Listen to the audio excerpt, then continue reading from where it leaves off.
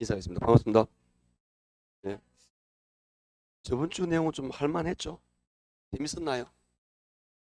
저번 주 했던 것들하고 오늘도 마지막 첫 시간은 연결될 겁니다. 아마 연결되는데 어, 이 저번 주부터 계속 공부한 게 수요 공급이다, 그죠? 정도는 별로 어려운 게 없었을 거고요. 수요 공급을 공부를 하게 되면은 대부분 처음에서 어디 한번 스트레스를 받느냐 하면은 대체제에서 스트레스를 한번 받아요. 대체제 보완제에서. 좀 괜찮잖아요. 그럼 두 번째는 탄력성에서 스트레스를 안 받아요. 일반적으로 그래요. 나만 그런 게 아니고. 5단계 넘어가면 끝난 거예요. 그 단계 넘어가면 더 이상 스트레스 받을 게 없어요. 그래서 저번 주 배운 것 중에서 우리가 대체제 보완제를 했었는데 그게 어떤 개념인지 간단하게 정리를 하죠. 대체라는 거는 대체 경쟁 관계에 있는 거니까 대신할 수 있다 이런 이야기. 이거는 기억도 되고 재화도 되는 거예요. 그러니까 부동산은 경제에서는 일반적으로 재화만 가능한데 예를 들어서 사이다, 콜라. 부동산은 기여도 가능하다는 거죠. 우리 동네와 옆 동네. 지역 간에도 서로 대체가 가능합니다. 그래서 그런 것들을 막 같이 엮어서 나오기도. 예를 들어서 우리 시험에 잘 나오는 게 뭐냐? 부동산하고 주식시장. 주식시장이 불황이면 부동산 시장이 수요가 증가한다. 이런 것들. 이런 것들 가지고 또 연결시키기도 한다라고 보시면 됩니다. 그래서 지역을 보더라도 마찬가지고 재화를 봐도 마찬가지인데 여기가 A 지역 또는 A 재화예요. 그다음에 이게 뭐냐? B 지역 또는 B 재화가 되는 겁니다. 예를 들면 이게 콜라, 다이다 이렇게 생각해도 되는 거고요. 그다음에 이게 우리 동네인데 옆에 동네 아파트. 여기 집을 구할 건데 없으면 요 동네 가서 구하기도 한다. 지역 간에 서로 대체가 가능한 이걸 대체제라고 말합니다. 지역도 되고 재화도 된다라고 이야기했는데 이게 원론적으로는 이렇게 나옵니다. 대체제에게는 원래 수요의 개념이에요. 어떻게 되느냐? 경쟁 관계에 있으니까 이 A 지역의 수요가 줄어들어요. A 지역에 그러면 이 수요가 그 어떤 느낌이냐 하면은 이 동네 집을 구할 건데 이 동네가 집을 구하기가 좀 안 좋아지는 수요가 줄어드는 그런 현상이 나타나는 거죠. 예를 들어서 이 동네가 갑자기 뭐 좀 공장이 들었다든지 아니면 안 좋은 혐오 시설이 들어왔다든지 이렇게 수요가 줄어들어요. 그럼 여기 주택에 대한 수요는 있는데 여기 집을 구하기가 싫어. 그래서 사람들이 이쪽에 오겠죠. 우리 동네의 수요가 어떻게 되겠다? 생각된다. 요게 대체제예요. 요게 대체제의 기본적인 개념이 요래요. 수요 수요는 반대로 움직이는 거죠. 이거는 어떤 개념이냐? 콜라를 먹으려는데 콜라보다도 사이다를 먹는 이런 개념이에요. 대화를 가지고 가면 지역까지 가면 옆 동네 부동산 투자할 걸 우리 동네 부동산에 투자한다. 또는 주식 투자가 불황이니까 돈이 안 되니까 부동산에 투자한다. 이런 느낌으로 정리를 많이 해요. 근데 문제는 뭐냐? A 지역의 수요가 아닌 가격으로 문제를 낼 때도 있다라는 거죠. 그런데 사실은 지금 제가 표시한 요거와 요거는 그냥 같은 거예요. 다른 게 아니라 이 지역에 집값이 올라가면 이 동네 수요가 줄어들겠죠. 같은 걸 말하고 있는 거예요, 사실은. 또는 어떤 느낌이냐? 이 여기에 콜라다. 콜라 가격이 올라갔어요. 그럼 사람들이 콜라를 안 먹겠죠. 그럼 뭘 먹는다?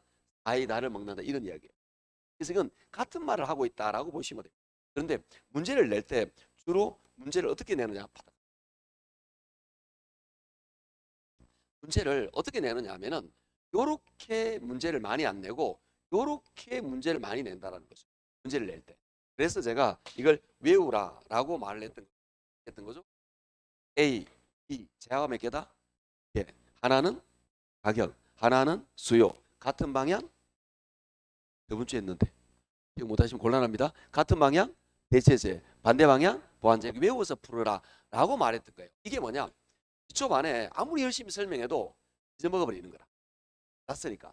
그러니까 이게 시험에 자주 나오니까 요걸 외우라라고 말했어요. 그런데 가끔은 또 요렇게 가지고 문제를 내기도 한다라는 겁니다.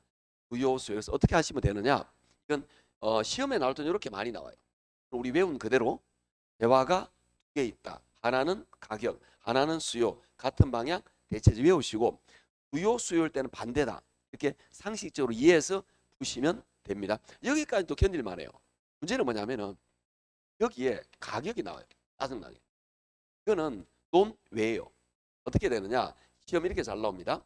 A의 가격이 상승했을 때 A 지역의 주택에 대한 가격이 상승하면 대체관계에 있는 B 지역의 가격도 상승한다. 이거는 가격을 보는 게 아니고 뭘 보느냐? B의 수요를 보시면 돼요. 가격, 수요 같은 방향 대체제 본 다음에 수요가 증가하면 수요 증가는 뭐죠? 위, 위. 그래서 가격이 올라간다. 이렇게 생각하시면 되는 거예요. 이거는 붙여서 이렇게 생각하시면 되는 거니까 요 놈만 딱 보시면 돼요. 이렇게 해서 요 개념이 좀 익숙해지셔야 돼요. 이제 처음에 이렇게 기본적인 문제가 나올 때는 요것만 나오든지 요것만 나와요. 근데 이제 여러분이 나중에 기출 문제를 푼다든지 아니면 뭐 집에서 문제를 풀면 이렇게도 나오고 이렇게도 나오고 해서 나를 헷갈리게 만드는 거예요. 그래서 일반적으로 처음 공부하시면 여기에서 한번 스트레스를 받아요. 자, 그 다음에 이제 저번 주 수업했던 거 가장 힘든 내용이 사실은 요거였어요. 요게 좀 이해가 됐단 말이죠. 그럼 이제 뭐가 나오느냐 하면은 탄력성이다. 탄력성이 나오게 되는데 탄력성은 계산 문제로 사실은 굉장히 어마무시하게 우리 시험 어렵게 많이 나왔었어요. 그런 것들은 어쩌다 한번 나오는 게 논외 빼고 지금 제가 대부분 이야기하려는 건 물론 계산 문제도 있겠지만 제가 원하는 부분은 이론 문제예요. 왜 이론이 중요하냐면 우리가 지금 하고 있는 교육 나오는 경제 파트에서 문제가 5개가 나와요. 일반적으로 5문제가 나오는데 요 중에 수요하고 공급에서 4문제가 나오고요. 그다음에 오늘 이 다음 시간에 배우게 되는 거미집 이론이라든지 아니면 부동산 경기 변동에서 한 문제가 나와요. 이 수요공급이 4문제가 나오는데 이론 문제가 3개 일반적으로 나오고 계산 문제가 하나예요. 문제가. 그래서 이 계산 문제는 일반적으로 한 해 또는 2해는 좀 쉽게 나와요. 쉽게 나온다는 거는 수업 시간에 제가 우리 간단하게 여러분이 수용 문제를 풀었는데 할 만한 그거예요. 그런데 2, 3년에 한 번씩은 손도 못하게 어렵게 나와요. 거의 풀지 못하게 만든다라는 거죠. 어차피 설명을 해도 잘 안 돼요. 그 왜냐하면 경제원론 저 밑구석에 있는 아주 난이도 있는 계산 문제를 끊어서 응용시켜 놓았기 때문에 시험장에서 푸는 게 거의 불가능해요. 그래서 계산 문제는 편안하게 하셔도 된다는 거죠. 그러면 요거는 뭐가 나오느냐? 하나는 뭐냐? 주로 이게 나와요. 수요 공급의 변화. 우리 저번 주 비용고 기억나죠? 인구가 증가하면 수요 증가 이런 것들 그런 것들을 나오고. 두 번째 하나는 뭐가 나오느냐 하면은 우리 저번 주 마지막에 배웠던 거 수요 증가는 위, 수요 함수는 아래. 자, 어떤 거냐? 이런 거 있잖아요. 수요 증가와 공급 증가가 동시에 이게 일반적이에요. 하나가 뭐냐? 탄력성이에요.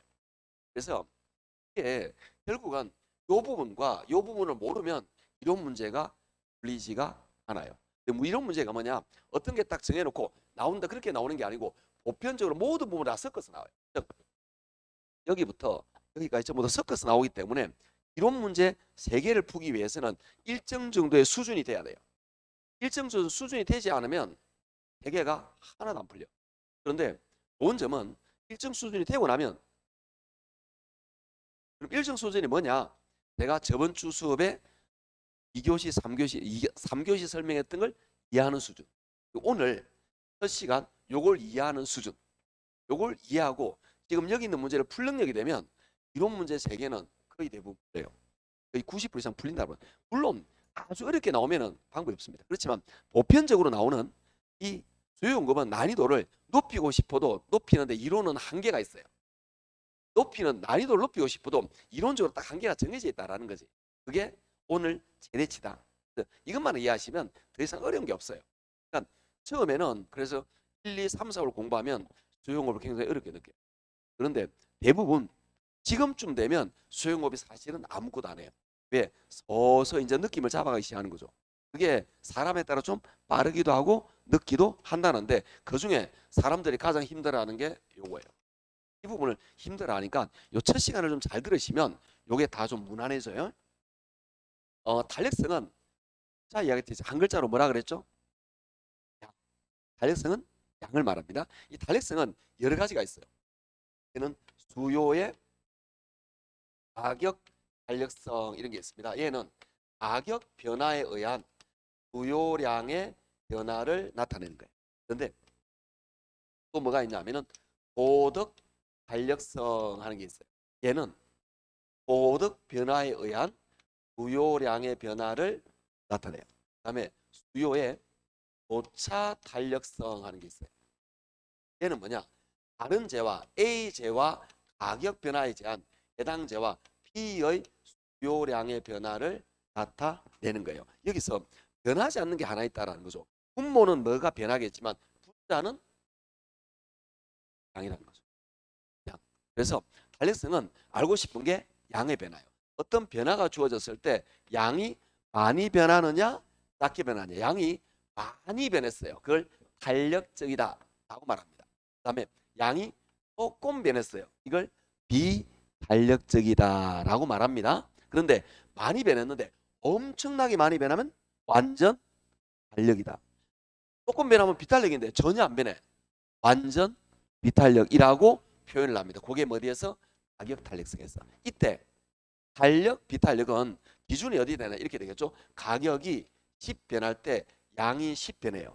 같이 변하면 우리 단위 탄력이라고 말합니다. 그런데 가격이 10 변할 때 양이 30 변해요. 이게가 양이 많이 변했죠. 1보다 많이 변하면 탄력적이다라고 말합니다. 그래서 이거는 수치가 1보다 크면 탄력적이다라고 말하고 1보다 작으면 비탄력적이다라고 표현을 해요. 이 느낌은 감을 잡고 계셔야 됩니다. 자, 양이 많이 변하면 뭐라고요? 탄력적이다. 양이 조금 변하면 비탄력이다. 이 기준되는 숫자는 1.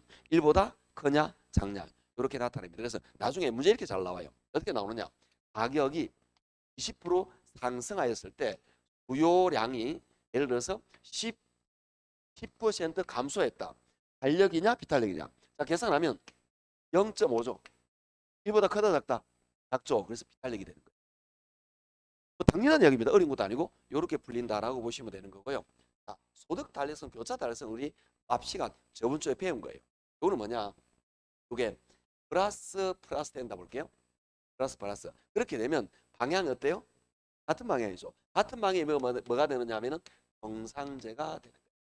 같은 방향? 그건 이게 뭐냐? 플러스로 나온다는 뜻이에요. 그러면 요 놈이 플러스일 때고 마이너스예요. 이게 0보다 작게 나오겠죠. 그럼 뭐가 되느냐? 열등제가 되는 거예요. 요거는 우리 배운 그대로, 저번 주 배운 그대로입니다. 소득 수요 같은 방향 정상제, 반대 방향 열등제에서 나온 거하고 똑같은 거예요. 그러면 대체제 보완제 즉 교차 탄력성도 마찬가지입니다. A, B 재화가 두 개입니다. 하나는 가격, 하나는 수요. 같은 방향이면 대체제가 되겠죠? 반대 방향이면 보완제가 되겠죠? 같은 방향이면 0보다 클 거고요. 반대 방향이면 0보다 작을 것이다. 라는 것들은 우리 저번에 충분히 공부한 거예요. 우리 교재도 다 있는 것들이고 이런 것들은 충분히 감을 잡고 있는 것이었다라는 거죠. 이게 탄력성의 기본적인 개념이었고요. 어려운 게 뭐냐면 이렇게 문제가 나온다라는 거죠. 어떻게 나올 거냐면은 수요 공급의 변화와 탄력성이 함께 나와요. 이렇게 나오겠죠. 수요가 증가할 때 공급이 완전 비탄력이다. 또는 수요가 증가할 때 공급이 완전 탄력이다. 이런 게 나온다라는 거죠. 이때 우리가 완전 비탄력이에요. 완전 비내로겠죠. 뭘 만납니까? 양. 그럼 양을 만나게 양이 불변. 양이 안 변하는 거예요. 그걸 우리는 완전 비탄력이라고 말을 합니다. 그러면 수요가 증가할 때 공급이 완전 탄력이에요. 이렇게 가죠. 뭘 만나죠? 가격이 불변. 이게 완전 탄력이에요. 예를 들어서 이렇게 되겠죠. 공급이 증가할 때 수요가 완전 탄력입니다. 그럼 어떻게 되느냐? 자, 여기 우리는 가격과 양의 변화를 알아내라 이런 문제가 나온단 말이죠. 그러면 완전 탄력을 먼저 생각하세요. 완전 탄력 뭘 만나죠? 가격은 불변입니다. 변하지 않는 거예요. 딱 정해놓고 그다음에 공급 증가는 아래 위죠. 요거는 이미 했잖아. 할 필요 없죠. 양은 어떻게 되죠? 증가한다. 이게 답이에요. 균형 가격은 변하지 않고 균형량은 증가한다가 답이에요. 이게 내가 말해도 빨빨 풀려야 돼. 그걸 모르면 지금 제가 설명하는 걸 이해가 안 되면 기초가 부족한 거예요. 그러면 5, 6월 동영상을 들으셔야 돼요. 그래도 이해가 안 되면 1월달이나 3월달 동영상을 다시 들으셔야 되는 겁니다. 지금 말하는 게 제가 선생님 말이 빨라요. 그러면 안 돼요. 이게 신기하게도 처음에는 1, 2, 3, 4월에는 제가 말을 빨리 하면 잘 못 알아들으세요. 그런데 5, 6을 넘어가면 제가 말을 좀 빨리 하잖아요. 그래도 알아들어요. 왜? 이제 좀 들리는 거라. 그래서 제가 조금 말이 빠르더라도 대부분 이해가 가능한 거예요. 내가 내용을 모르면 선생님 말이 휙 지나가 버려요. 근데 좀 내용을 알잖아요. 그럼 빨라도 좀 알아먹어요. 그래서 지금쯤 되면 선생들이 일부러 빨리 하진 않아요. 근데 마음이 좀 급해져요. 수강식만 그런 게 아니고 우리도 마음이 급해지다 보니까 좀 할 게 딱 많다라는 거죠. 그러니까 빨리빨리 하려는 마음을 좀 가지다 보니까 말이 좀 빨라져요. 자기도 모르게. 아, 천천히 생각은 하지만 좀 빨라지는데 대부분 빨라지는 걸 느끼질 못해요. 저도 그렇고 보시는 분들고. 그게 뭐냐면 이제 이해가 되기 시작하는 거예요. 그러면 빨라도 이게 어느 정도 알아듣는다라고 이해하시면 됩니다. 요걸 말하는 거예요. 자, 그다음에 또 이제 뭐가 있느냐 하면은 이 달력 이런 게 있단 말이죠. 어떻게 외우시면 되느냐? 달력은 양이 많이, 달력은 양이 많이 버려요. 달력은 양이 조금, 이거 외우시면 되는 거죠. 달력은 양이 많이, 그럼 가격이 조금. 이 달력은 양이 조금, 그래서 가격은 많이, 이렇게 변한다라는 거죠. 자, 어떻게 문제를 풀 거냐? 이것도 예를 들면 이런 식으로 문제가 굉장히 잘 나옵니다. 수요가 증가할 때 공급이 비탄력적이라는, 수요가 증가할 때 공급이 비탄력적일수록 가격은 더 많이 상승한다, 이런 지문이 있다는 거죠. 예를 들어서 맞냐 틀리냐 확인할 때 먼저 비탄력을 생각하는 거죠.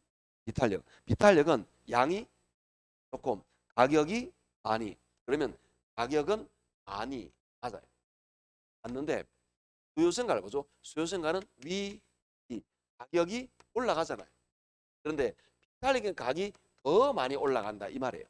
그래서 요즘은 맞는 게 된다라는 이야기입니다. 이걸 시험장이나 아니면 문제 풀면서 빨리빨리 판단을 해야 되고, 다시 말하지만 이게 이해가 안 되신다라는 거는 기초를 공부를 좀 하고, 이걸 공부를 하고 오시면 좀 수월하다라는 이야기죠. 아시겠죠? 자, 오늘 주로 다룰 내용들이 이런 거에 관계되는 이론 문제입니다. 그래서 계산 문제도 다루겠지만 결국은 이론 문제입니다. 이론을 잘 다뤄야 됩니다. 자, 1번부터 보도록 할게요. 수요 공급의 탄력성 돼 있는데 거기입니다. 1번. 수요의 가격 탄력성이란 가격 변화에 대한 양의 변화를 의미한다. 맞죠? 탄력성은 양, 가격에 대한 양, 소득에 대한 양을 나타낸다는 거죠. 2번. 수요량 변화보다 가격 변화가 큰 거. 그럼 양이 많이 변한 거예요? 조금 변한 거예요? 조금 변한 거죠. 가격이 많이 변했다 그랬잖아요. 그럼 상대적으로 양이 조금 변했죠. 그럼 탄력이다, 비탄력이다? 탄력이다, 비탄력이죠. 오른쪽에 봅니다. 수요가 탄력적이라고 할 수 있다. 틀렸죠? 시험 이렇게 나온다라는 거죠. 그러니까 무조건 어려운 것만 풀어서 한다 생각하시면 잘못된 거예요. 이게 돌고 도는 거예요. 즉 기본적인 탄력성의 개념을 이해하면 이런 문제도 풀릴 뿐만 아니라 이런 개념을 물어보는 것도 아주 가볍게 풀 수 있다. 2번이 틀린 겁니다. 비탄력 돼야 되죠. 3번. 완전 비탄력이면 수직이죠. 자, 이거 우리 외우는 방법 있었잖아요. 이렇게 했죠. 완전 이거 하늘에서 내려오죠. 완전 비탄력은 수직입니다. 완전 탄력은 수평입니다. 4번. 수요가 완전 비탄력적인 경우에는 공급이 증가 감소하더라도 양은 변하지 않는다. 맞습니까? 완전 비탄력은 양이 안 변하는 거죠. 그래서 맞는 거예요. 4번 맞는 거예요. 5번.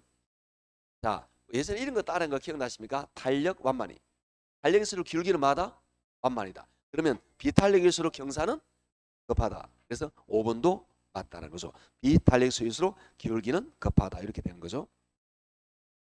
밑에 2번입니다.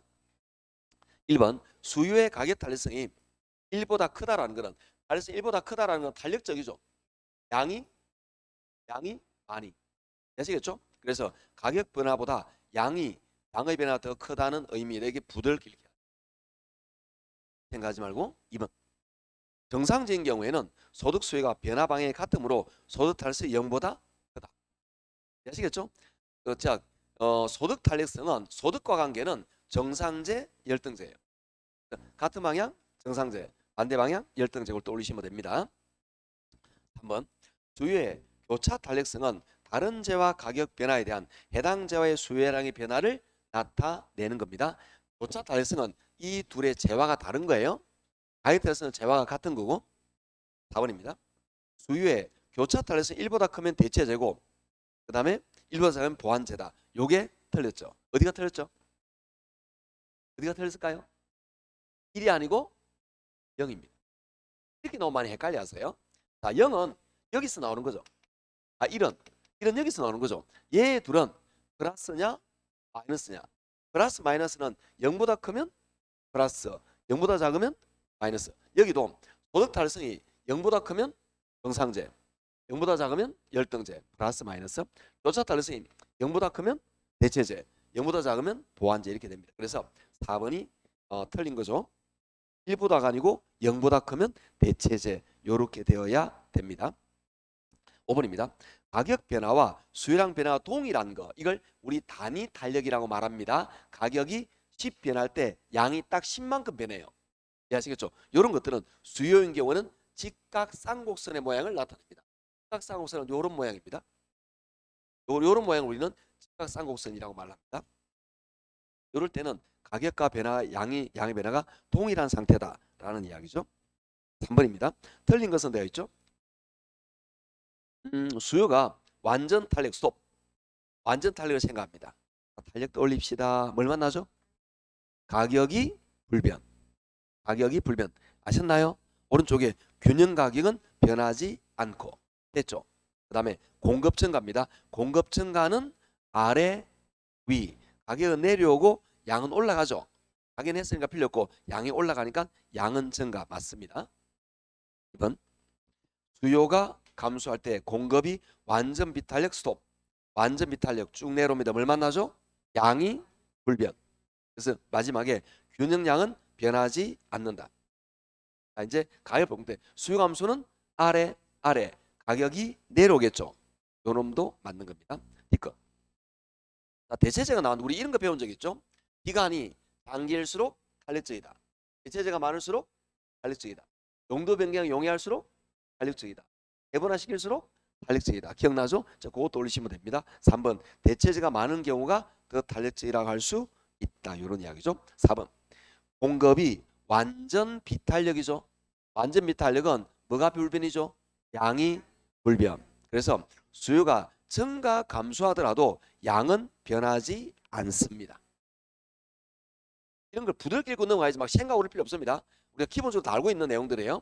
처음에는 외웠고 공식화 시켰지만 세월이 좀 지나면 내 몸에 익어지는 거예요. 5번 공급이 가격에 완전 탄력. 완전 탄력이 달려갑니다. 뭘 만나죠? 가격이 불변. 가격 불변이죠. 오른쪽에 균형 가격은 하락한다. 틀렸죠? 이놈이 정답입니다. 가격은 불변입니다. 시험 이렇게 나오냐고? 네, 이렇게 나옵니다. 그래서 이걸 그래프를 그려서 하면 1분 만에 못 풀어요. 그래서 제가 말한 대로 생각을 하시면 됩니다. 우리 충분히 이런 거 다뤘던 요거 예전에 기초반 계속부터 여러분은 모르겠지만 1월 달부터 제 나름대로는 조금씩 난을 높여왔어요. 그래서 5, 6월 달 하면서 이런 것들을 충분히 그때 정리를 다 했어요. 그래서 기초 부족하시면 5, 6월을 듣고 오시면 괜찮다라는 이야기입니다. 자, 4번입니다. 1번 주택의 단기 공급은 가용 생산 요소 제약으로 장기에 대해서 비탄력이다. 맞죠? 단기가 탄력이니까 단기는 비탄력이다. 이렇게 됩니다. 기간은 장기일수록 탄력적으로 됩니다. 2번 수요가 증가하면 자, 수요 증가 공급 비탄력 한번 생각해 볼게요. 요거는 같이 문제를 풀어 봅시다. 우리 이런 게 시험에 잘 나와요. 그래서 이런 지문을 잘 푸는 게 중요합니다. 지문이 수요가 증가죠. 그러면 수요 증가는 우리가 알고 있어요. 가격도 어떻게 되고 올라가고 양도 올라가잖아요. 그런데 탄력, 비탄력에 따라서 많이 올라갈 수도 있고 작게 올라갈 수도 있다 이 말이에요. 이해하시겠죠? 그렇게 이런 때 저한테 이런 질문하면 돼. 스님, 탄력성이 크면 올라가는 거예요, 내려오는 거예요? 그리 말하면 할 말이 없어 내가. 그게 아니라는 거죠. 올라가고 내려가는 여기서 끝났어. 그런데 탄력, 비탄력에 따라서 많이 올라갈 수도 있고 작게 올라갈 수 있다 이런 이야기예요. 그게 탄력입니다. 자, 그럼 마저 보면은 공급이 비탄력이라 그랬죠? 공급은 비탄력이란 말이야. 그럼 비탄력은 양이 조금 이해하시겠죠? 그럼 비탄력이라는 말은 우리 여기 변화에서 가격의 변화와 양의 변화인데 비탄력은 양이 조금이에요. 상대적으로 가격이 많이. 그러면 가격도 올라가고 양도 올라가는데 가격은 많이 올라가고 평소보다 양은 평소보다 조금밖에 안 올라간다 이 말이에요. 그것만 이해하면 되는 거예요. 자, 이렇게 이해되시면 됩니다. 그래서 가격은 더 크게 상승한다. 맞죠? 3번. 토지의 물리적 공급이 완전 비탄력입니다. 완전 비탄력. 뭐가 변하지 않는 거죠? 양이 불변입니다. 그래서 두 번째 줄을 보면 공급량은 변하지 않는다. 맞죠? 4번. 부동산 수요가 감소할 때 부동산인데 오타가 나왔네요. 말 안 하고 넘어갈 걸. 양심적이래 돼가지고. 그래서 4번 보시면 다른 쌤도 뭐 이런 경우 있잖아. 감사합니다. 많아요. 정말 좋았어요. 감사합니다. 이 뭔가 동조 능력이 뛰어나신 분이 계세요. 제가 말하는 대로 사실을 말하는 게 아니야. 꼭 이렇게 다른 쌤 많죠? 그러면 없는데 그런 사람이 있어요. 그러면은 심히 상처를 받습니다. 굉장히 열입니다. 그래서 수를 말한 거예요. 저는 걸. 그런데 거기다 대고 사실을 말하면 은혜를 못하는 사람이에요. 그러면 안 됩니다. 자, 수요가 감소한다, 그죠? 지문에서 수요가 감소할 때 공급이 탄력적이다라고 말했네요. 그럼 탄력적이라는 말은 얘는 양이 많이 하시겠죠? 그러면 가격은 조금 수요 감소니까 아래겠죠? 가격은 조금 양은 많이 하락한다는 거죠. 근데 볼게요. 가격은 더 크게 하락한다. 틀렸죠? 가격은 조금 하락하죠. 아시겠죠? 그렇게 이해하시면 됩니다. 그래서 어떻게 보면 되느냐? 자, 탄력성 양이기 때문에 이렇게 생각하면 돼요. 탄력적이란 말은 양이 많이, 비탄력은 양이 조금. 그래서 비탄력은 양이 조금이니까 가격이 많이. 아시겠죠? 이렇게 이해하시면 됩니다. 정답은 4번입니다. 즉 탄력이란 말에서 가격이 조금인데 많이, 그래서 틀린 거예요. 끝. 5번입니다. 대체재가 많으면 보다 더 탄력성이 커질 것이다. 이런 이야기죠. 자, 5번도 왼쪽을 계속 다루었던 그런 문제가 나옵니다. 네만에 바라볼게요. 수요가 감소할 때 공급이 비탄력입니다. 그때 가격은 되죠. 비탄력은 양이 조금. 아시겠죠? 비탄력은 양이 조금. 그래서 가격이 더 많이. 아시겠죠? 더 많이. 수요 감소니까 더 많이 하락하겠죠. 수요 감소로 내려오는 거니까 가격이. 그래서 더 많이 하락한다 이렇게 되고요. 공급이 완전 비탄력이면 양은 불변 이렇게 되겠죠. 이게 몇 년 전 기출지문이에요. 이렇게 시험에 나와요. 그리고 왼쪽에 3, 4번도 대부분 기출지문을 응용해서 내놓은 거예요. 이렇게 나옵니다. 그렇게 어렵지 않다라는 거죠. 그렇게 너무 스트레스 많이 받지 않으셔도 됩니다. 그래서 5번 정답은 5번이 되겠죠. 어려운 게 아닙니다. 자, 6번 보도록 할게요. 6번에서 이제 우리 하나를 좀 배우셔야 됩니다. 어떤 거냐면은 조금 이제 덧붙여서 배우는 게 있는데 그게 우리 이런 거 많이 했었습니다.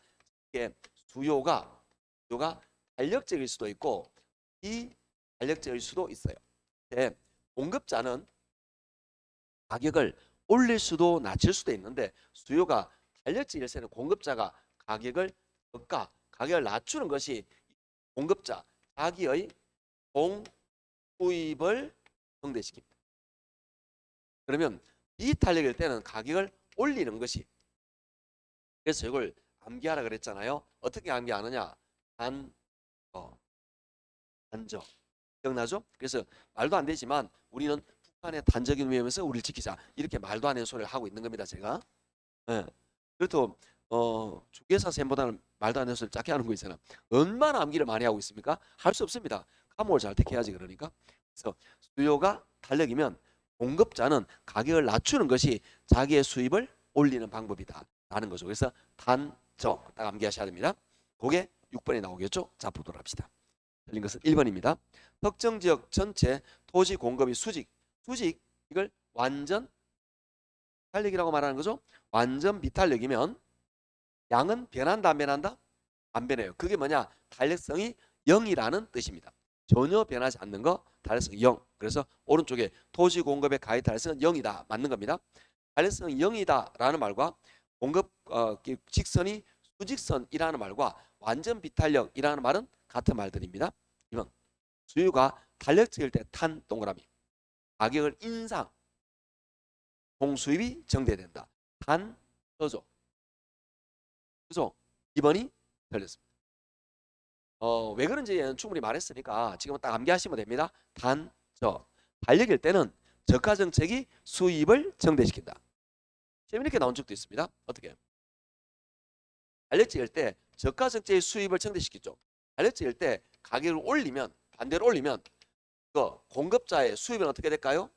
줄어들겠죠. 이렇게도 시험 나온 적 있습니다. 같은 말하고 있는 거예요. 아셨죠? 같은 말을 다루고 있는 겁니다. 다음에 3번. 일반적으로 공업용 부동산에 비해 주거용 부동산은 공급의 가액 탄성이 크다. 왜 그러냐 하면은 용도 변경이에요. 어쩔 수 없이 저희 집이 이렇게 아파트가 이렇게 있다면 아파트에 살고 있죠. 저희 살고 있는데 저희가 아들 하나, 딸 하나, 방 하나씩 있어요. 그다음에 방 하나에는 저희 마님과 같이 제가 있어야 되겠죠. 그런데 시절이 수상하야 우리 나이 되면 동침을 안 하게 됩니다. 그래서 따로따로 자게 되는 거예요. 그럴 때 됐잖아요. 그렇게 됐을 걸 덥다고 이렇게 해가지고 대부분 다 따로 자고 있잖아요. 그게 편해요 이제. 그렇게 되는 시기가 됐습니다. 그래서 제가 나오게 됐는데 저희가 좀 거실이 좀 넓어요. 그런데 어느 날 뚝딱 마님께서 거실을 딱 막아버리니까 방이 하나 되네. 자, 여기서 기걸 합니다. 그럴 때 됐다 그랬죠. 대부분 이럴 걸 아마 그렇지 않을까요? 네, 이렇게 가능하다. 막아버리면 자 이건 주거용은 용도 변경이 쉬워요. 아주 간단하죠. 칸만 딱 찔러버리고 침대 딱 넣으니까 방이 되네. 사실 별거 없지 않나요? 그죠? 아주 간단하게 그럼 난방은 연결돼 있어요. 거실 전부 연결돼 있으니까 틀 때 같이 틀면 되는 것이고 전기는 어차피 요거 부분에 따로 돼 있으니까 상관없고 전 스위치는 그 다음에 칸만 딱 맞고 침대만 들어오니까 제 방에 만들어진 거죠. 그래서 제가 편안하게 후에 그 스트레스 받는 것 없이 제가 편안하게 안락하게 즐기고 있다라는 거죠. 여기서 제가 폰질하고 싶으면 자기 전에 폰질하든지 자든지 간섭을 받지 않습니다. 예전에 같이 있을 때는 자기 전에 폰질한다고 얼마나 뭘 하든지 아니 대부분 잘 때 그냥 자나요? 잠이 안 오잖아. 한 유튜브 좀 20, 30분 보고 자잖아. 그럴걸? 그렇게 된다라는 겁니다. 그래서 이렇게 주거용은 아주 가볍게 용도 변경이 가능해요. 그런데 상업이나 공업용은 용도 변경이 어려워요. 원장님이 좀 멀리 계신데 좀 말하긴 그렇지만 원장님이 외관에서 느껴졌지만 춤추고 노는 걸 좋아하세요. 몰랐구나. 예, 안 다치고 춤추고 노는 걸 굉장히 좋아합니다. 그래서 꿈이 가발의 사장님이다. 하고 나다가 그만두고 가발을 열다고 생각해 보세요. 그럼 이거 쓸 수 있는 게 있나 이거? 책상 쓸 수 있나 이거? 칠판 쓸 수 있나요? 다 버려야 돼. 이거 못 씁니다. 반짝반짝 해야 되잖아. 그죠? 다 다르다라는 거죠. 이건 용도가 완전히 달라요. 이럴 게 하나도 없어. 근데 주거용은 금방 말했듯이 칸만 지니까 다 가능하다는 거죠. 즉 주거용이 상업공업보다 용도 변경이 용이하다라는 겁니다.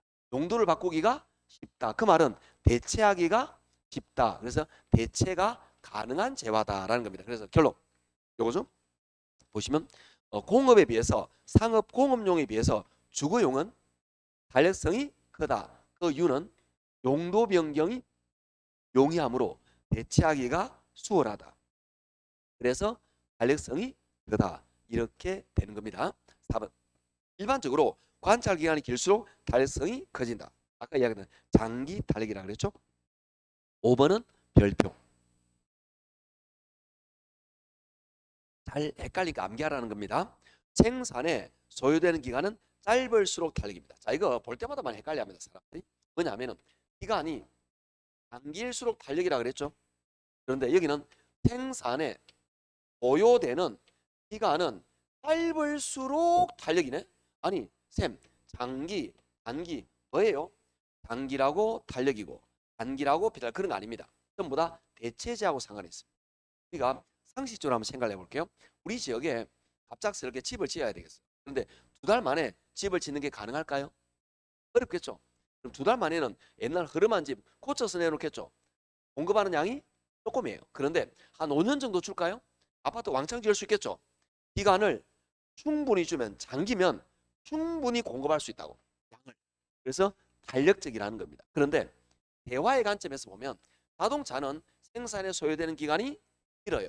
근데 새우깡 같은 과자는 생산에 소요되는 기간이 짧아요. 자동차는 현재 부족하다 해도 공장을 풀로 가동해서 생산에 내놓을 때 몇 달이 걸려요. 얘는 생산에 소요되는 기간이 길어요. 그런데 여러분이 맛동산을 좋아해요. 예를 들어서 맛동산은 공장에서 빨리 생산이 가능해요. 맛동산은 생산에 소요된 기간이 짧기 때문에 빨리빨리 공급이 가능한 탄력적인 재화다 이 뜻입니다. 그래서 기간으로 말하는 게 아닌데 이게 헷갈린단 말이에요. 그래서 딱 암기해 놓으셔야 됩니다. 기간은 장기일 때 탄력인데 생산에 소요된 기간은 짧을 때 탄력이다. 별표 딱 해놓고 암기하셔야 됩니다. 이렇게 가볍게 6번을 풀었다라는 거죠.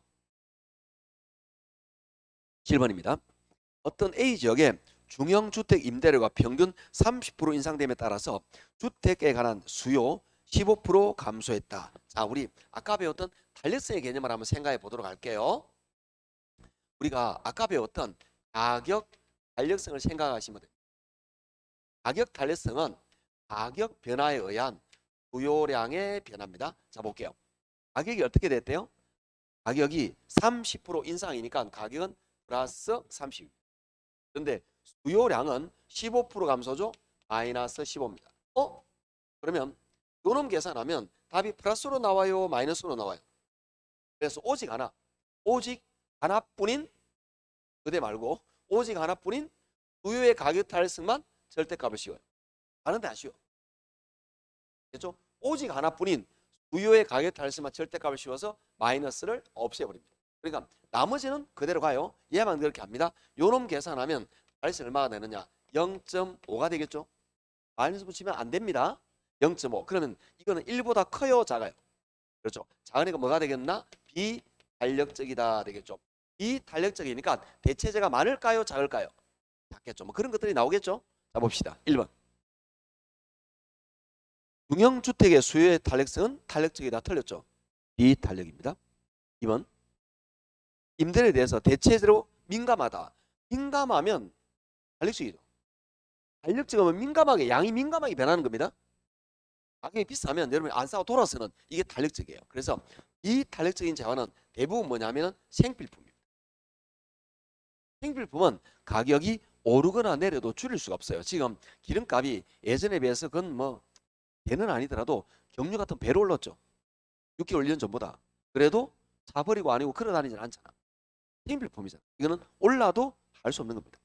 즉 가격은 100%가 올랐는데도 불구하고 수요량은 10% 정도밖에 안 줄어요. 왜?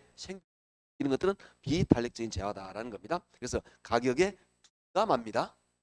둔감하고 싶어서 둔감하는 거 아니에요? 둔감한 거죠. 그 다음에 세 번째, 대체재가 많은 편이다. 틀리죠? 비탄력적일수록 대체재가 작죠. 탄력일수록 대체재가 많은 거죠. 4번, 이 지역 임대인은 임대료를 인상해야 수입이 증가한다. 지금 비탄력이라 그랬나요? 비탄력일 때는 가격을 올리는 게 수입을 증대시키겠죠? 4번이 정답입니다. 5번. 해당 주택은 사치재가 아니고 필수재와 생필품에 해당되는 재화다 라고 보시면 됩니다. 자, 이렇게 가볍게 보시면 되는데, 자, 이렇게 해서 이론 문제는 저랑 같이 대부분 다 풀었어요. 이게 이론 문제인데 3번부터 7번까지 이론 문제 여러 개를 다뤘지만 이렇게 시험에 나옵니다. 지금 제가 5문제 정도를 풀었는데 난 아는 거야. 그러면 여러분은 이론 문제 대부분 할 줄 알아요. 대부분 더 이상 이거보다 난이도 있게 나올 수가 없어요. 이걸 내가 연습을 통해서 내 걸로 만들기만 하시면 됩니다. 자, 이래서 이론 문제는 어느 정도 끝났고요. 자, 계산 문제를 좀 다루게 될 건데, 계산 문제는 계산 그럼 많이 힘들어 하세요. 근데 제가 볼 때 계산은 정리예요. 정리. 잘 정리하면 됩니다. 대표적으로 8번 한번 볼게요. 우리 정리를 한번 잘해 봅시다. 8번. 어느 지역의 아파트 임대료가 10% 하락했습니다. 자, 여기 제가 적겠습니다. 아파트의 가격이 임대료와 가격은 같은 말입니다. 10%가 하락했습니다. 마이너스 10.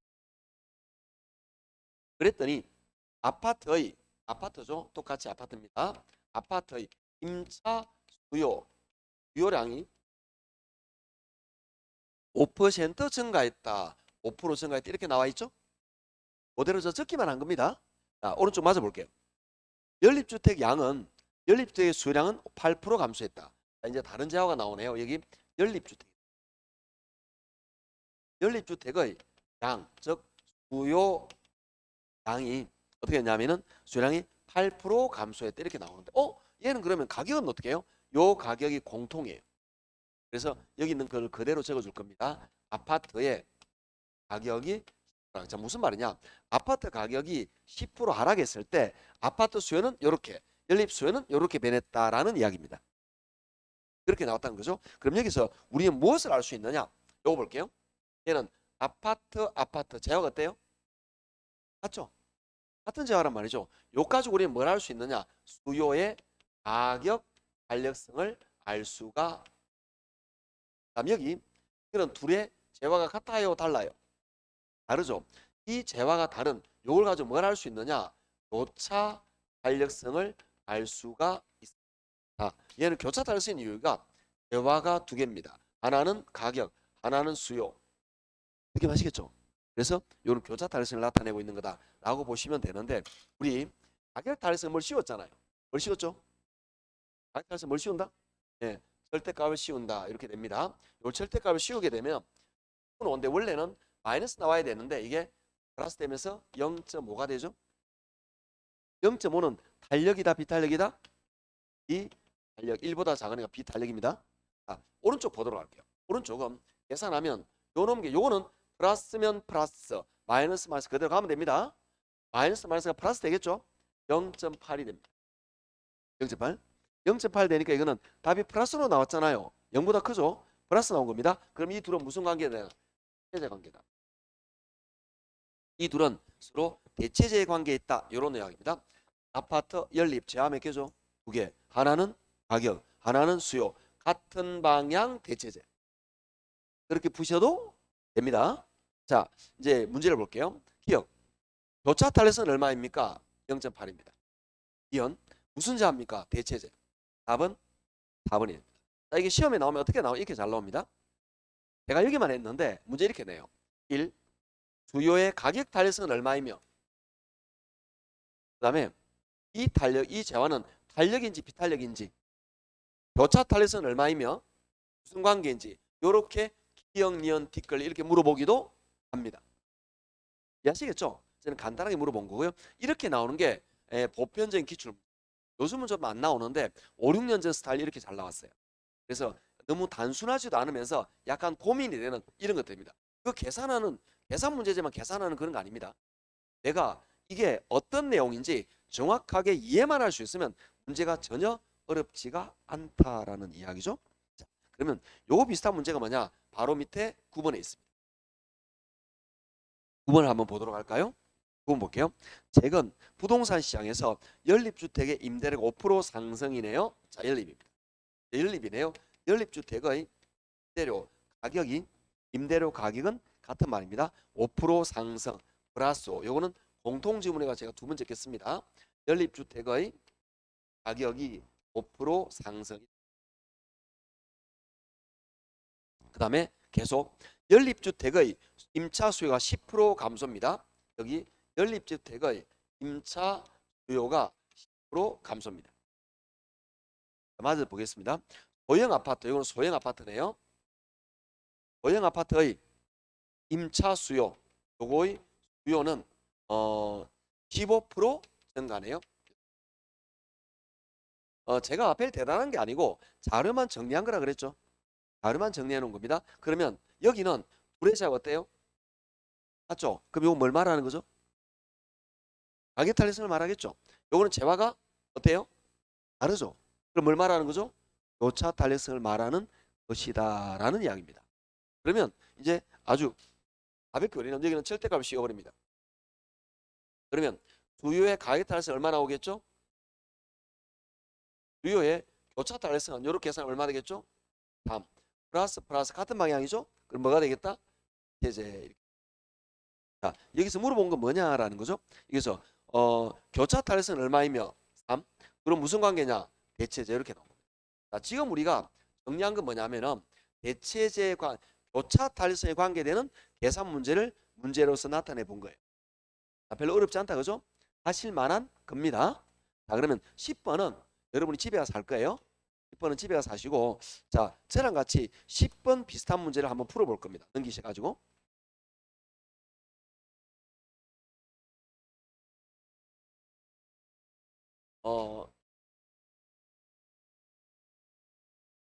10번 비슷한 문제가 몇 번이냐 하면은 11번이에요. 11번은 뭐에 관한 거냐면은 소득 탄력성에 관계되는 내용입니다. 그래서 11번을 풀면 10번이 그냥 풀리게 돼요. 자, 얘는 뭘 말하느냐 하면은 소득 탄력성을 여기는 노차 탄력성이고 이제 소득 탄력성을 다루게 되는데 소득 탄력성은 소득 변화에 의한 수요량의 변화를 나타내게 됩니다. 볼게요. 소득이 10% 감소했다 그러죠. 소득이 10% 감소했습니다. 이때 수요량이 2% 증가한다 그랬죠. 플러스 얘를 계산하면 마이너스 플러스 계산하면 답이 플러스로 나올까요? 마이너스 나올까요? 마이너스 나오겠죠? 10분의 1은 소수로 뭐가 되죠? 0.2가 되겠죠. 그러면 소득 탄력성 얼마가 나옵니까? 0. 마이너스 0.2가 나오죠. 자, 마이너스 0.2니까 플러스다 마이너스다. 마이너스 0보다 작죠. 0보다 작단 말이에요. 그럼 이거는 정상제다 열등제다? 열등제. 그래서 마이너스 0.2 열등제 찾으면 답은 2번입니다. 너무너무 간단한 거 아닌가요? 선생님 그냥 이렇게 말고 그냥 공식 말고 바로 풀어도 됩니다. 자, 내가 문제를 보는 순간 11번에 소득이 감소할 때 수요는 증가했죠. 소득 수요 같은 방향 정상제 반대 방향 열등제 이해하시겠나요? 그죠? 그러면 요거는 소득 수요가 같은 방향 반대 방향이죠. 그러면 열등제죠. 열등제만 찾아도 답은 2번 5번 둘 중 하나예요. 물론 이렇게 정확하게 풀어도 되지만 굳이 이러지 않고 나는 보면 알겠어 이렇게 풀어도 괜찮다라는 이야기입니다. 그래서 가볍게 달아봤고요. 자, 이제 12번을 저랑 같이 문제를 풀 겁니다. 12번을 풀고 나면 여러분은 13번을 집에서 풀어보실 겁니다. 자, 12번은 뭐냐? 수요의 임대료, 즉 가격 탄력성입니다. 자, 수요의 제가 가격 탄력성을 적어볼게요. 가격 탄력성은 공식 이렇게 됩니다. 가격 변화에 대한 수요량의 변화를 나타낸다. 이런 이야기입니다. 자, 자료를 제가 들어보겠습니다. 12번에 탄력성 얼마냐? 0.5라고 말하고 있죠. 가격 탄력성은 여기 0.5입니다. 그 다음에 임대료 가격은 10% 인하죠. 가격은 10% 마이너스입니다. 자, 그러면 우리는 뭘 알 수 있느냐? 얘와 얘를 아니까 얘를 알 수가 있겠죠. 둘을 어떻게 하면 될까요? 곱하면 되는 거죠. 얘들 곱하면 이렇게 나오게 되는 겁니다. 자, 곱하면 0.5하고 10을 곱하면 얼마 나오죠? 5 나오죠. 근데 이게 곱하면 마이너스 원래 이렇게 나와야 돼. 그런데 여기서 오직 요거 수요의 가격 탄력성에서만 생각을 합니다. 가격과 수요는 어떻게 해야 되나? 항상 반대입니다. 가격 수요는 항상 반대입니다. 이게 마이너스면 요거 플러스, 플러스면 마이너스. 이게 둘이 항상 반대로 나온다는 걸 개념 딱 머리에 염두를 두셔야 돼요. 쌤 이렇게 하는 게 다르게 나오잖아요. 이렇게 나온 마이너스를 절대값 씌워서 0.5 나온 거예요. 그건 아까 여기서 이야기됐던 거고. 그런데 이 절대값 씌웠던 이걸 요놈 계산을 다시 끄집어낸다 이런 이야기입니다. 그래서 어렵게 생각하시지 말고 자, 요렇게 마이너스 플러스 답이 마이너스 나오더라도 절대값 씌워가지고 탄력성 계산할 때 그냥 이렇게 플러스로 계산하고 그 다음에 요거 수요량이나 가격 얘를 계산할 때는 계산한 다음에 요게 마이너스면 요거 플러스 요거 플러스면 요거 마이너스 가격 수요가 반대다 요렇게 하시면 됩니다. 제 말 이해하시겠나요? 이거는 좀 반드시 기억을 해 놓으셔야 되는 거고요. 요게 밑에 13번이죠. 13번이 요런 형태로 나와 있는 거니까 그렇게 물어보시면 됩니다. 자, 저랑 같이 이제 14번 문제를 풀 거예요. 14번과 15번, 16번은 유사한 형태인데 요게 최근 트렌드입니다. 요즘에 계산 문제 나오면 이렇게 잘 나옵니다. 달에서 계산 문제. 그래서 요 계산은 잘 익혀 놓으셔야 되는데 14번이 기본꼴입니다. A 부동산에 대한 수요의 가격 탄력성이 나오네요. 자, 그대로 적어 보겠습니다. 수요의 가격 탄력성이 1.5 이렇게 나와 있네요. 그 다음에 수요의 소득 탄력성이 0.5네요. 소득 탄력성은 플러스 0.5 이렇게 나와 있습니다. 자, 공식을 한번 정리를 해보겠습니다. 어떻게 되느냐 하면 가격 탄력성은 가격 변화에 의한 수요량의 변화를 나타내고요. 소득 탄력성은 소득 변화에 의한 수요량의 변화를 나타내죠. 자, 그 다음 자료를 보겠습니다. 두 번째 줄에 볼게요. A 가격은 2% 하락했죠. 가격은 2% 하락입니다. 그 다음에 소득은 4% 감소입니다. 소득의 4% 감소입니다. 그렇게 적었죠. 자, 우리는 뭘 알 수 있느냐 하면은 이렇게 정리가 되고 나면은 요 놈을 알면 요걸 알 수 있을까요? 요 놈, 요 놈을 알면 요걸 알 수가 있을까요? 그렇겠죠. 그 다음에 얘 둘을 더하면은 전체 수요가 얼마 변했는지 알 수 있을까요? 네, 그게 우리가 원하는 바입니다. 자, 문제 볼게요. 14번 마지막에 세 번째 줄이죠. 수요량 전체 변화율은 얼마입니까? 자, 여기서 구하고자 하는 거는 요거다라는 이야기죠. 계산만 하면 됩니다. 자, 해볼게요. 얘들을 곱합니다. 1점하고 1을 곱하면 얼마 나오죠? 3인데 이 가격 탄력성은 주의하라 그랬죠? 요게 마이너스면 요거 플러스, 플러스면 마이너스. 요거 주의하라 그랬습니다. 나머지는 신경 쓰지 마세요. 계산하면 됩니다. 0.5하고 마이너스 0.5하고 마이너스 4를 곱해서요. 곱하면 2인데 마이너스 하나니까 마이너스 2 되겠죠? 이거는 마이너스면 마이너스, 플러스면 플러스. 얘 둘 곱하면 요거 나오는 거니까 그냥 그대로 계산하시면 돼요. 얘만 뭐가 반대에다 떠올리면 됩니다. 자, 그러면 여기는 수요량이 3% 증가했어요. 여기는 수요량이 2% 감소했어요. 요 퉁침 얼마 될까요? 플러스 1, 1% 증가가 되겠죠? 요 찾으면 답은 몇 번이다? 1번 이렇게 됩니다. 자, 요거하고 15번이 똑같습니다. 15번도 맨 마지막에 볼게요. 세 번째 줄이죠. 수요의 전체 변화율은 얼마입니까? 즉, 요게 얼마냐라고 물어보는 거죠. 요가 똑같은 꼴입니다. 이대로 맞추어서 이런 식으로 계산하시면 됩니다. 아셨죠? 저랑은 이제 16번을 볼 건데요. 14번, 16번 둘 다 기출 문제입니다. 16번 볼게요. 교차 탄력성은 얼마냐 돼 있는데, 자, 이게 14번은 가격 탄력성과 소득 탄력성이 나왔잖아요. 근데 16번은 뭐냐면은 이게 다릅니다. 소득 탄력성하고 가격이 아니고 교차 탄력성이 나옵니다. 이렇게 둘이 좀 다르게 나온다라고 보시면 됩니다. 이때 소득 탄력성은 똑같습니다. 가격 변화에 의한 수요량의 변화 이렇게 나타내고요. 교차 탄력성은 다른 재화의 가격 변화에 대한 우리 해당 재화의 수요량 변화다. 이렇게 해서 우리는 여기 있는 수요량과 여기 있는 수요량을 더해주면은 전체 수요량이 나올 것이다. 이런 이야기입니다. 자, 이제 나와 있는 자료를 차례대로 넣어 보도록 하죠. 네만해 봅니다. 소득이 10% 상승입니다. 소득에다가 플러스 10. 가격이 소득인데 잘못 적었네. 요거 소득입니다. 소득 플러스 10 적었고요. 가격은 5% 상승. 여기 가격에 플러스 5 적었습니다. 그다음에 다세대 수요는 8%. 가로하고 전체라고 좀 적어주세요. 이게 기출 문제를 그대로 넣어놓은 건데 이 지문이 빠져가지고 많은 사람들이 굉장히 스트레스 받았어요. 이게 전체 수요 변화량입니다. 자, 여기 수요 변했겠죠?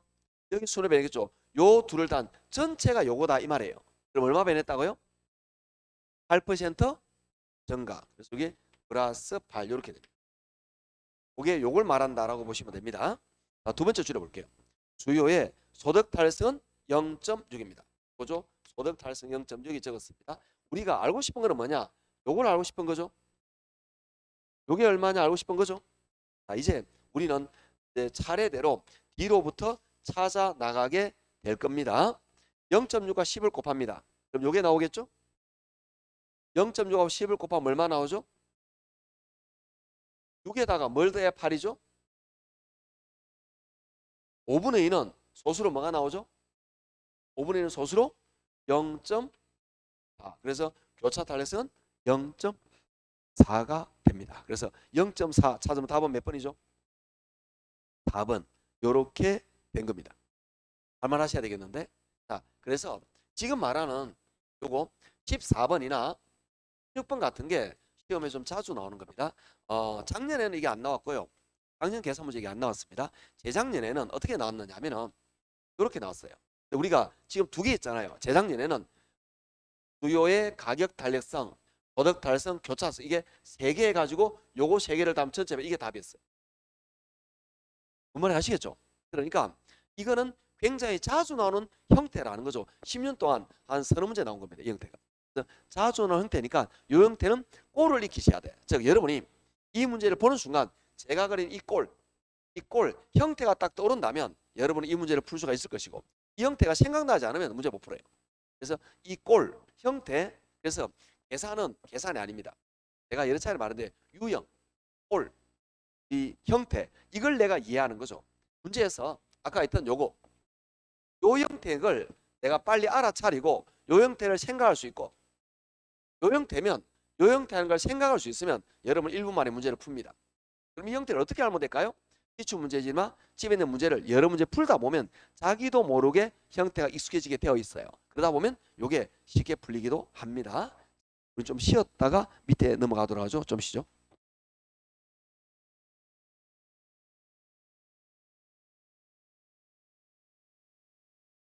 때마다